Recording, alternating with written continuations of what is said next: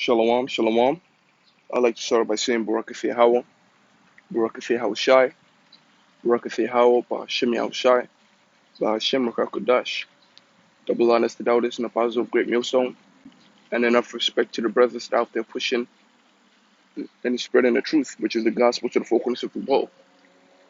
Through the spirit and power of Yahweh Bahashim Yahushai, I found this article on RT News, and it's heavy, man. This says Israel, has proof Iran behind deadly ship attack off Oman. Um, Prime Minister Bennett claims, and it's a follow up on this article, because recently there was a drone attack. It's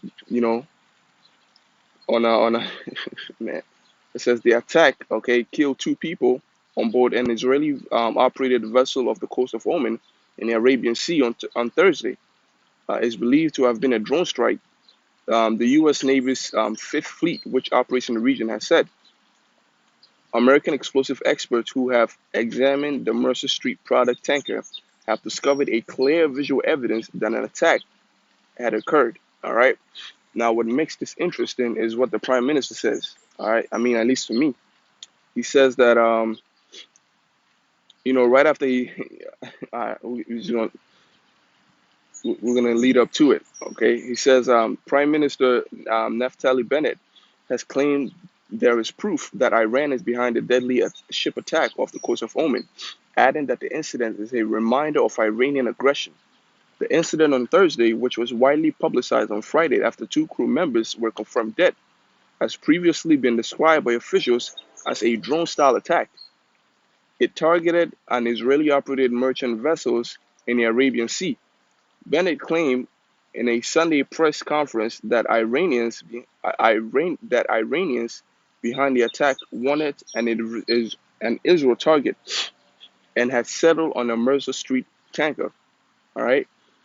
Um, he said that I determined with absolute certainty Iran carried out the attack against the ship. The intelligence evidence of this exists, and we expect the international community will make it clear to the Iranian regime that they have made a serious mistake. Okay, this sounds exactly like war. Okay, these words sound like war, and he reinforces those. With this quote right here, he says, "In any case, we know how to send a message to Iran in our own way." Okay, Bennett promised in a response on Sunday. And this, does bring our mind to, Ezekiel, the 38th chapter. Now, we know that we're in the last days. It should be clear to you in the last days because for all the things that are happening, okay? The scripture says that in the last days, that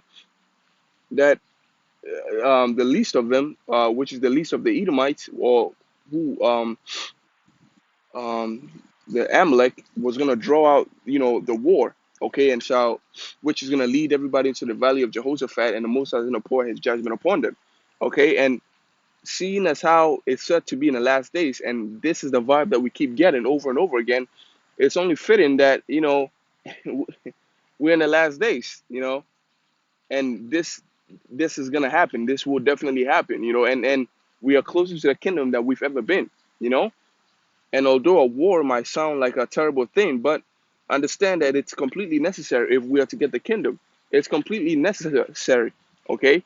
It is a judgment that the Most High has set for these other nations. The Most High is going to have it to where these people, they whip themselves.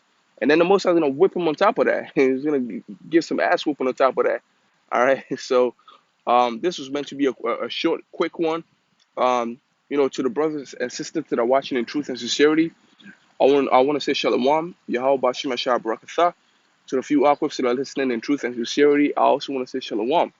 Yahweh Bashim Ashar Barakatah.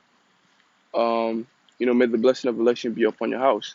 So until the next one, I want to say shalom.